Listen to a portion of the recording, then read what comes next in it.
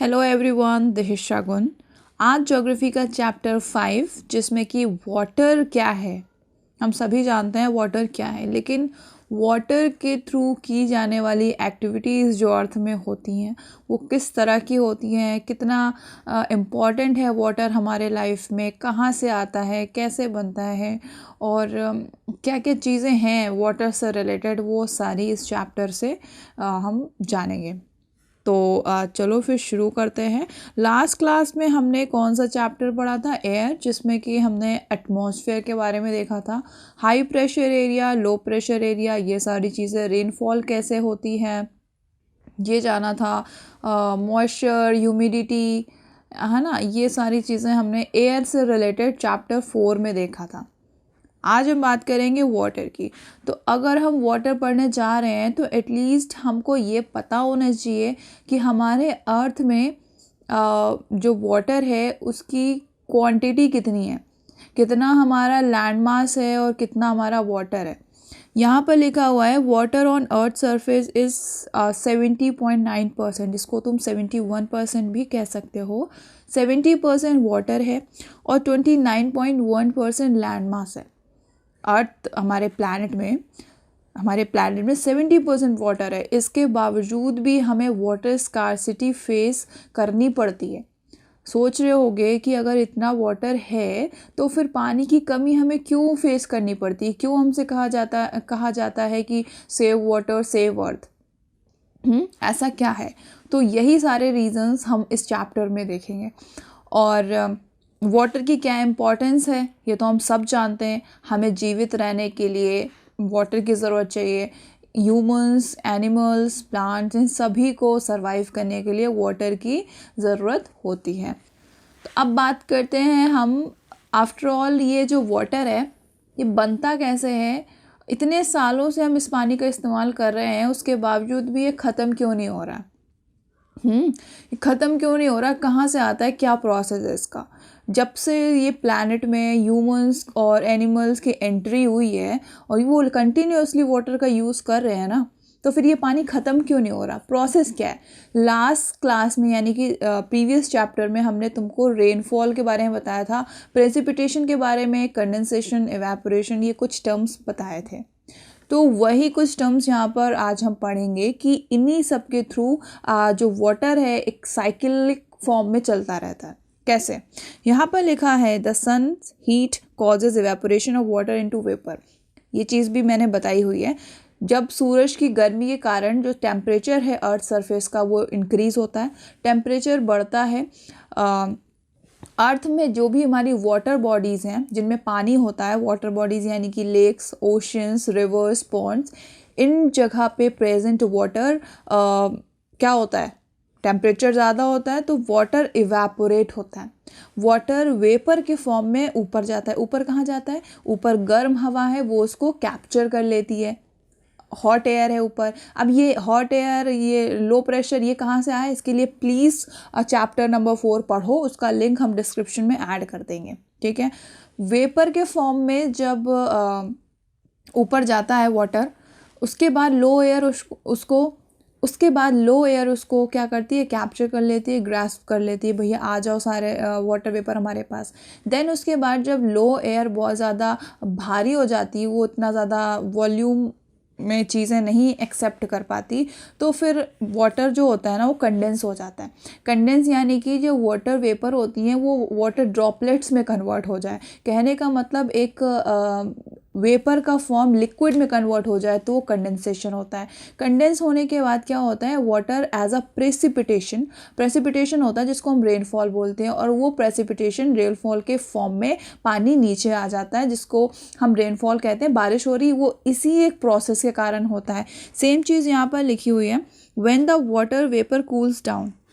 जब water vapour ठंडी हो जाती है, ऊपर जाती है ना, ठंडी होने के बाद it condenses and forms clouds. From there it may fall on the land और sea in the form of rain के फॉर्म में वो वेपर्स नीचे आ जाती हैं, स्नो के फॉर्म में वो वेपर्स नीचे आ जाती हैं यानी कि जहाँ पे बर्फ़ गिरती है, और स्लीट यानी कि होता है तुम्हारे जो बारिश में जो थोड़ी सी बर्फ़, बारिश के साथ जो बर्फ़ गिरती है वो स्लीट कहलाती है। तो इन सब मीडियम से वाटर वापस से अर्थ सरफेस पर आ जाता है और यही एक तुम्हारी वाटर साइकिल बन जाती है। वाटर साइकिल एग्ज़ाम में ज़रूर तुमसे पूछी जाती है कि क्या होती है वाटर साइकिल। वाटर साइकिल में यही 4 टर्म्स यूज़ होते हैं। कौन कौन से? सबसे पहले वाटर का कलेक्शन, वाटर कलेक्ट हुआ, सूरज की गर्मी के कारण वाटर इवेपोरेट हुआ, इवेपोरेट के बाद कंडेंस हुआ और कंडेंस होने के बाद वापस से प्रेसिपिटेशन। तो ये वाटर साइकिल बनती रहती है, कंटिन्यूसली वर्क करती है, जिसके कारण वो जो पानी है घूम फिर के वापस से ज़मीन में आ जाता है। तो इसी तरह से हमारे पास जो पानी है वो हम ख़त्म नहीं होता है, वो ख़त्म नहीं होता है। What is written here? The process by which water continually changes its form, एक ऐसा प्रोसेस जिसमें वाटर कंटिन्यूसली अपनी जो फॉर्म है उसको चेंज करता रहे एंड सर्कुलेट्स, और सर्कुलेट्स करे कहाँ पर? ओशियंस में, एटमॉस्फेयर में और लैंड में। ये इसका मतलब क्या हुआ? Continuously circulates between these 3 surfaces. कैसे? ओशियन, देन उसके बाद एटमॉस्फेयर में गया, देन उसके बाद फिर वापस से लैंड में आ गया। ये पॉइंट समझ में आया? ये जो बिटवीन इनके बीच में सर्कुलेट होना, यानी कि ओशियन सबसे पहले, फिर एटमॉस्फेयर में गया, उसके बाद वापस से लैंड में आ गया। तो ये जो प्रोसेस है ना, ये सर्कुलेशन है, ये चलता रहता है कंटिन्यूसली और इसी को बोलते हैं वाटर साइकिल। और ये एग्जाम में अगर पूछा जाए तो इसका डायग्राम ज़रूर बना देना। तो अगर कुछ नहीं भी लिखा होगा, डायग्राम होगा ना, तो फुल मार्क्स मिलेगा तुमको। और इतनी तो ड्राइंग अच्छी है, नीचे पानी, ऊपर बादल, आसपास पेड़ पौधे, इतना तो बना ही दोगे। वाटर साइकिल अगर आता है तो डायग्राम ज़रूर बनाना। तो समझ में आया कि वाटर साइकिल क्या होती है और हमें जो वाटर है वो किस तरह से अर्थ में वापस से मिल जाता है, किन किन टर्म्स का यूज़ होता है, कौन कौन सा? सबसे पहले evaporation, then condensation, evaporation, condensation. तीसरा तो वही तुम्हारी वाटर बॉडीज़ हैं जहाँ पर वाटर हमेशा डिपॉजिट रहता है। टेम्परेचर के बढ़ने के कारण सन के थ्रू आने वाली हीट टेम्परेचर को इंक्रीज करती है, जिसके कारण ये पूरा प्रोसेस होता है। समझ में आई बात? अब बात करते हैं, यहाँ पर एक वर्ड यूज़ हुआ है टेरेरियम। अर्थ को टेरेरियम से क्यों कंपेयर किया गया है और क्या होता है? ये इसको बोलते हैं, पहली बात तो टेरेरियम। सवाल ये है कि क्या है, क्यों इसको अर्थ से कंपेयर किया? मैंने तुम्हें बताया था एटमॉस्फेयर में, एयर में, कि हमारे अर्थ की एटमॉस्फेयर में 4-5 लेयर्स होती हैं। सबसे नीचे ट्रोपोस्फेयर होती है, स्ट्रेटोस्फेयर होती है एंड सो ऑन। तो ये लेयर्स एक तरह से हमारे अर्थ में, जो ट्रोपोस्फेयर होती है वेदर फिनोमेना प्रोवाइड करती है, उसके ऊपर की लेयर्स हमारे अर्थ को प्रोटेक्ट करती है ओजोन गैस से, ग्रीन हाउस इफेक्ट होता है, मतलब अपनी लेयर्स का अपना अपना रोल प्ले है। और या फिर हम कह सकते हैं कि ये लेयर है हमारे अर्थ को प्रोटेक्ट कर रही हैं, या फिर चारों तरफ से इन्होंने घेर के रखा हुआ किसको? अर्थ को। ठीक, अब यहाँ पर जो ये जार है ये अर्थ नहीं है। यहाँ पर जो जार है ये उन्हीं लेयर्स की तरह काम कर रहा है, जिसने अपने अंदर के पेड़ पौधे और मिट्टी को घेर के रखा हुआ है। ये जार है, ये आसपास का एटमॉस्फेयर है, या फिर कह सकते हो लेयर है, जिसने अंदर के पेड़ पौधे और मिट्टी को प्रोटेक्ट करके रखा हुआ है। अंदर की मिट्टी और पेड़ पौधे तुम्हारी अर्थ हो गई, और बाहर का जो जार है ये हो गया क्या? सराउंडेड एटमॉस्फेयर बोल सकते हो। ठीक, अब यहाँ पर क्यों अर्थ से कंपेयर किया? पॉइंट ये, जैसा कि क्या हुआ, इसमें क्या होता है ना कि इसमें हमने मिट्टी डाला। ऐसा करके देखना, तुम एक जार लेना, उसमें मिट्टी भरना और पेड़ लगा देना। पेड़ लगाने के बाद उसमें पानी डालना और जार को कस के बंद कर देना। उसके बाद क्या होता है, बंद करोगे तो फिर अंदर जो पेड़ पौधे हैं अपने आप, इनको तुम्हें कुछ खाना पानी देने की ज़रूरत नहीं है, अपने आप चलते रहते हैं। ऐसा क्यों है? क्योंकि क्या है ना कि हमने पानी डाला, उसके बाद जब सनलाइट आती है तो उनसे इनको हीट मिलती है। फिर जो अंदर वाटर हमने डाला था वो वेपर के फॉर्म में आसपास कांच में, जार की वॉल्स में ड्रॉप्स बन के, या फिर कह सकते हो वेपर के फॉर्म में चिपक जाता है। वाटर ड्रॉपलेट्स वेपर के फॉर्म में आसपास चिपक जाती हैं। देन उसके बाद वो कंडेंस होती हैं और वापस से उसी मिट्टी में जाकर गिर जाती हैं। और ये वाटर ड्रॉपलेट्स बनी कैसे? क्योंकि हमने पानी डाला था। और एयर कहाँ से आई? एयर जब हम ढक्कन को बंद कर रहे थे तो एयर उसमें ट्रैप्ड हो गई। अब किसी प्लांट को जीवित रहने के लिए वाटर चाहिए, एयर चाहिए, कार्बन डाइऑक्साइड चाहिए। और तो तुम सोच रहे हो कार्बन डाइऑक्साइड कहाँ से मिलता है, तो प्लांट्स खुद कार्बन डाइऑक्साइड प्रोड्यूस करते हैं। फोटोसिंथेसिस का प्रोसेस होता है। देखो प्लांट्स को फोटोसिंथेसिस यानी कि अपना फूड बनाने के लिए किसकी ज़रूरत होती है, वाटर की ज़रूरत होती है और कार्बन डाइऑक्साइड की ज़रूरत होती है। और सनलाइट के प्रोसेस के थ्रू वो क्या बनाते हैं, ग्लूकोज बनाते हैं और वाटर। और जब ग्लूकोज भी टूटता है ना, ग्लूकोज को भी हम ब्रेक करते हैं तो वो कार्बन डाइऑक्साइड वहाँ से निकलती है। तो कुल मिला के ये अपना प्रोसेस इसके अंदर कर लेते हैं, जार के अंदर। तो हमारी अर्थ भी सेम इसी तरह से, हमारी अर्थ भी बंद है चारों तरफ से, और हमारे अर्थ में जितनी भी वाटर बॉडीज़ हैं वहाँ से टेम्परेचर यानी कि सूरज की गर्मी के कारण टेम्परेचर बढ़ता है, वाटर इवेपोरेट होता है, देन कंडेंस, देन फिर प्रेसिपिटेशन। ये प्रोसेस चलता रहता है। इस वजह से इस टेरेरियम को हमारी अर्थ से कंपेयर किया गया है। ये बात समझ में आ रही है या नहीं, क्यों टेरेरियम को हमारे अर्थ से कंपेयर किया है। The same water that existed centuries ago still exist today. यही तरीका है जिसकी वजह से जो वाटर है वो आज तक हमारे अर्थ में मौजूद है। मतलब ये सर्कुलेशन के कारण ही इतने सालों से हम जो पानी का इस्तेमाल कर रहे हैं, जब से हम क्या मतलब जब से ह्यूमन ने एंट्री मारी है इस दुनिया में, तब से वाटर का इस्तेमाल हो रहा है। तो ये इसका प्रोसेस था।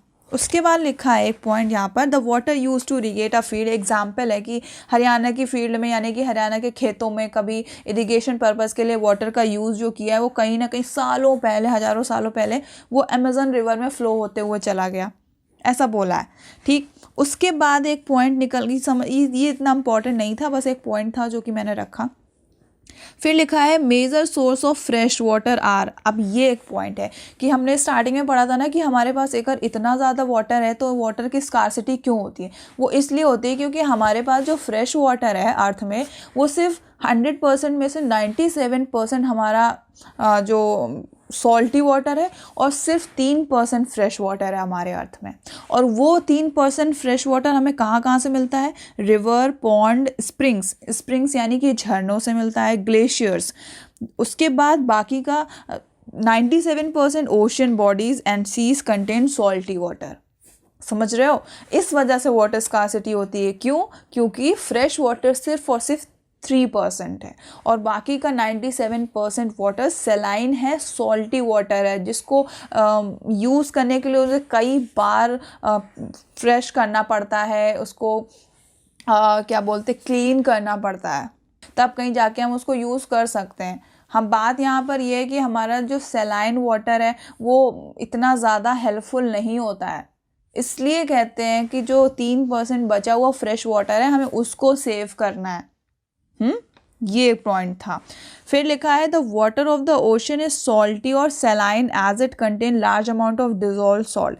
क्यों इतना वाटर सॉल्टी होता है, क्योंकि उसमें सॉल्ट की क्वांटिटी बहुत ज़्यादा होती है। अब ये सॉल्ट आता कहाँ है वाटर में, तो ये सॉल्ट देखो नदियाँ, हमने तुम्हें बताया था रिवर्स बहती बहती जाती हैं और समुद्र में जाकर गिर जाती हैं। तो अकेले तो जाती नहीं है, खाली तो जाती नहीं, उनके रास्ते में जो भी मिलते हैं rocks, minerals, silt, clay, sediment, जो कुछ भी मिलते हैं लेकर चली जाती हैं। तो उनमें कुछ ऐसी भी चीज़ें होती हैं ना जो बहुत ज़्यादा सॉल्टी होती हैं, कुछ ऐसे मिनरल्स होते हैं जो कि जब समुद्र में गिरती हैं तो वो साइड में रह जाते हैं, पानी बह जाता है ओशंस में।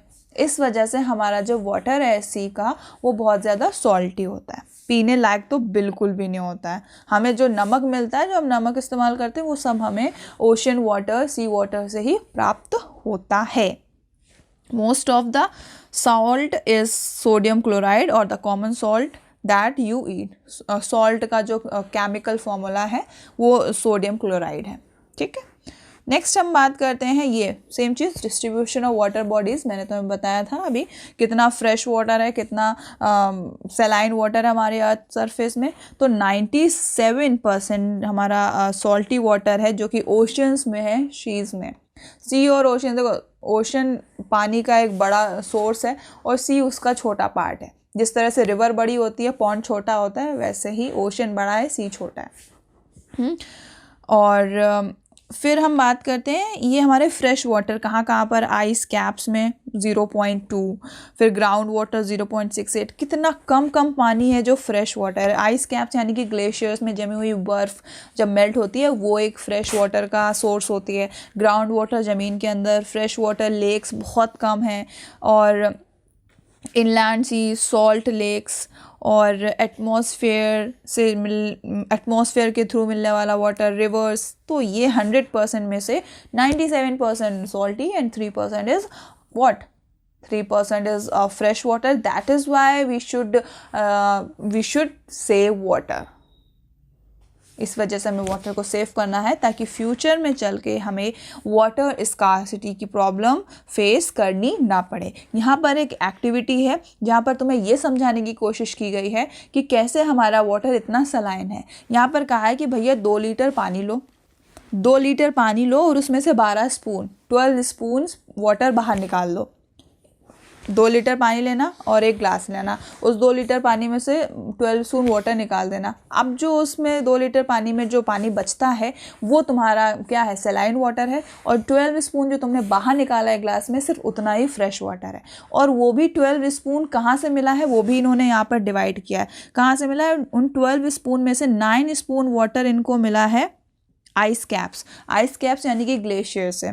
उसके बाद 2 spoon fresh water ground water से मिला है। देन उसके बाद हाफ स्पून, पूरा 1 स्पून भी नहीं है, हाफ स्पून मिला है कहाँ से, फ्रेश वाटर लेक से। कितने हो गए, 11 हो गए, और हाफ स्पून जोड़ा तो 11.5 हो गए। फिर यहाँ पे 1 ड्रॉप, ये 1 ड्रॉप फ्रेश वाटर तुम्हें कहाँ से मिला है, रिवर से। मतलब ये एक छोटे में तुमको कंपेयर करके समझाया गया है कि हाँ इस तरह से हमारे यहाँ पे पानी की, फ्रेश वाटर की इतनी ज़्यादा कमी है और क्यों है, ये करके बताए एक एक्टिविटी के थ्रू।